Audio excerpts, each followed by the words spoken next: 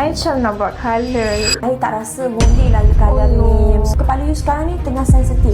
Okay, hi Putri. Hi. Jumpa lagi untuk second appointment. Okay, so Putri nak tanya dulu.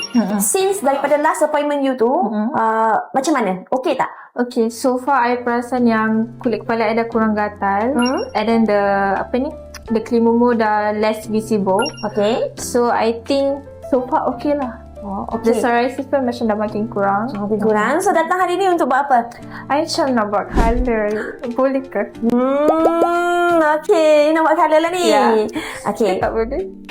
Macam mana sekali pun kita kena scan dulu. Okay, Okay? boleh? So I scan dulu. Nanti I akan bagi tahu you boleh ke tak boleh. Alright. Tapi you dah ada colour yang you nak ke? I'm thinking of like a darker colour tapi tak dark sangat. Tak ada sangat lah. Okay. Kita tengok macam mana dulu Tak janji tau. Okay, boleh. So, okay, daripada tengok mata kasar kat sini, I rasa you punya kulit kepala ni still ada sensitif lagi lah. Dia still ada kemerahan yang visible lagi kat sini. Kemerahan. Lepas tu, kita nampak sini, okay, I tak sure ni keruping ke atau bekas luka.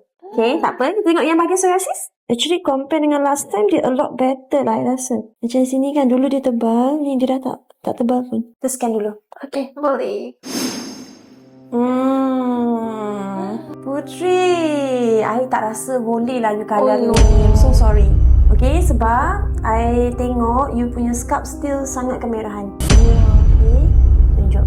Okay, so you still ada lagi lah. Sebab daripada last treatment tu, dia akan improve.